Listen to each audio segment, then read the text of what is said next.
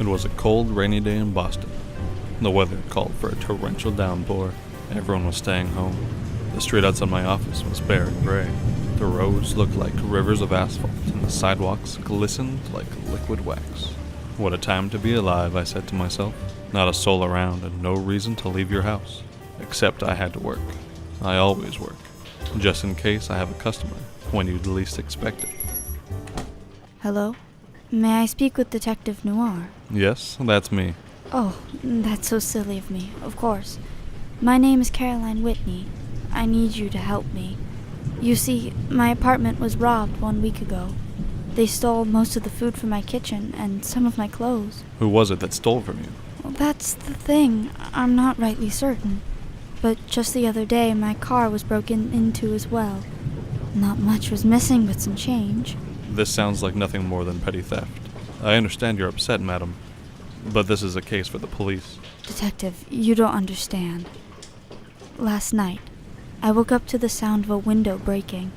I ran to the kitchen to grab something to defend myself, and out of the corner of my eye, I saw the door to my son's room wide open.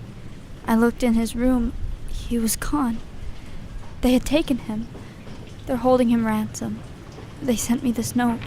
Please, help me. I don't know what to do.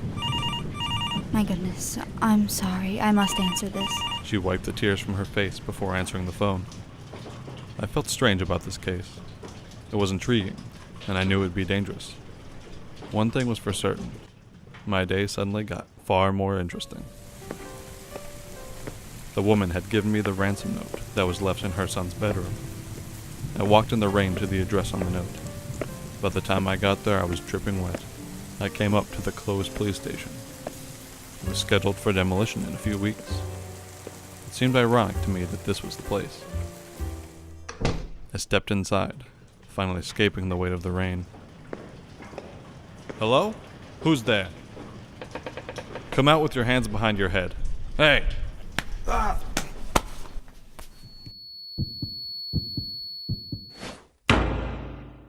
I had hit my head when I fell into a holding cell. Right then, all I knew was that I've been knocked out, captured, and everything around me was dark. I had only just regained my consciousness when I heard her laugh. Very nice work getting yourself caught, Detective Noire. Mrs. Whitney? How long have I been out? A whole week, Detective. I should have called the ambulance, but I'm a patient woman. All right. What is it you want with me? To teach you a lesson, Mr. Noire. I used to be a teacher, you know. I loved children. What made me sad was to see my children end up in places like this. What a shame. Children change, Mrs. Whitney. No, the law has changed. Law has become unjust. They blame a person based on one slip, one mistake, and sometimes no mistake at all, except being in the wrong place at the wrong time. The police are the ones committing the true crimes, and you among them. You seek criminals. Your only concern is to solve the crime. But what about the person? Do you ever take the time to uncover who they are? I uncovered who you were the second you walked through my door. What? Mrs. Whitney, I recognized your handwriting on the ransom note from the anonymous letters you've been sending to the local police force. Sort of old-fashioned to write letters, but it's rather convenient for me. The letters also carried a hint of your perfume. And your son? He lives in New York. That was the area number that came onto your phone when you answered it the other day, wasn't it? Also, you lied about me being unconscious for a week. My clothes are still wet. Wouldn't you think they would have dried by now? You're making all this up. Well, it must be very convincing. When I told the police, they agreed to meet me here in an hour. You're only proving my point with this. You don't even know who I am. I know you've kidnapped an innocent man. That's enough for me. You menace. You fiend. You'll never listen. You'll never learn. No!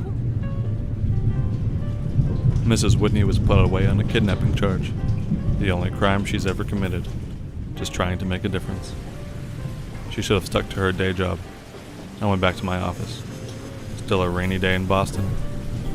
Some things don't feel like they'll ever change. So I wait here for another customer.